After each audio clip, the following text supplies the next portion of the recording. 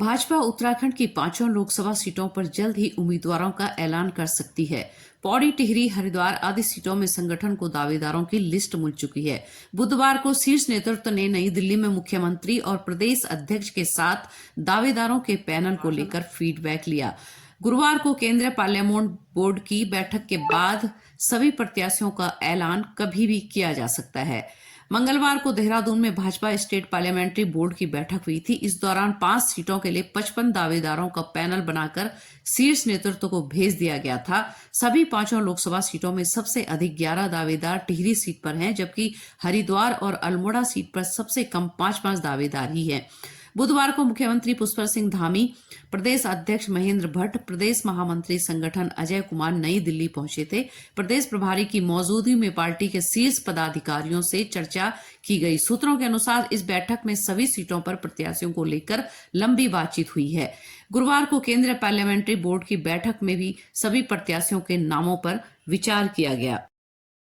इस बार के लोकसभा चुनाव में टिकटों को लेकर अधिकतर मौजूदा सांसदों को टिकट की जंग में कड़ी टक्कर मिल रही है। दिल्ली में विषाद बिछी हुई है और निशंक, तीरथ रानी, अजय टम्टा को टिकट के लिए जबरदस्त अंदरूनी प्रतिरोध का सामना करना पड़ रहा है। पार्टी के अंदरूनी सर्वे के बाद कुछ सांसदों के टिकट कटना भी तय माना जा रहा है।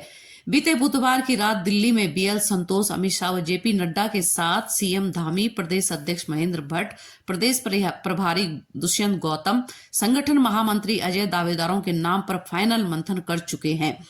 पौड़ी लोकसभा सीट पर मौजूदा सांसद और पूर्व सीएम तीरथ सिंह रावत को निवर्तमान राज्यसभा सदस्य अनिल बलूनी की दावेदारी से कड़ी चुनौती मिल रही है। राज्यसभा के लिए अनिल बलूनी को रिपीट न कर महेंद्र भट्ट को टिकट मिलने के बाद से ही बलूनी के पौड़ी लोकसभा सीट से चुनाव लड़ने की खबरें तैरने लगी थी। इस बीच पौड़ी में तारामंडल के निर्माण के लिए बलूनी के सांसद निधि से 15 करोड़ और लैंसडाउन में डॉपलर रडार की स्थापना के लिए बलूनी समर्थक विशेष तौर पर सक्रिय हो गए थे। हरिद्वार लोकसभा सीट से मौजूदा सांसद और पूर्व सीएम निशंक के साथ ही पूर्व सीएम त्रिवेंद्र सिंह रावत की मजबूत दावेदारी सामने आई है। 2021 में सीएम की कुर्सी से रातों रात हटा दिए गए त्रिवेंद्र सिंह रावत को विधानसभा का टिकट नहीं दिया गया था।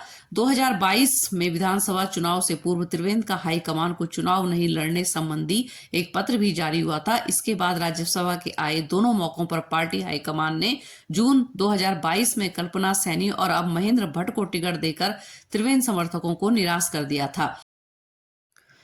टिहरी की सांसद माला राज्य लक्ष्मी शाह की बढ़ती उम्र को नई महिला दावेदारों ने चुनौती पेश कर दी है। इस सीट पर 2019 में भी माला राज्य लक्ष्मी शाह का टिकट खतरे में था, लेकिन एक बड़े राजघराने के हस्तक्षेप के बाद आखिरी समय में रानी का टिकट बरकरार रखा गया। इधर जिला पंचायत सदस्य सोना सजवाण और दीप्ति रावत टिकट की दौड़ में मजबूती से डटी हुई हैं।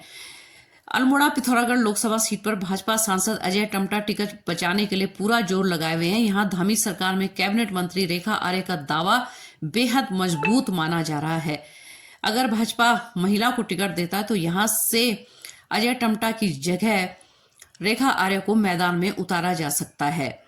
इसके अलावा नैनीताल लोकसभा सीट से केंद्रीय मंत्री अजय भट्ट अन्य सांसदों के मुकाबले आरामदायक स्थिति में हैं। इस सीट पर पूर्व मंत्री अरविंद पांडे और राजेश शुक्ला के नाम भी हैं। बहरहाल मौजूदा सांसद और अन्य दावेदार दिल्ली में अपने अपने संपर्क सूत्रों के जरिए टिकट की जंग को रोचक बनाए हुए हैं। गुरुवार की देर रात तक टिकट के पिटारे से नामों की पर्ची बाहर निकल जाएगी।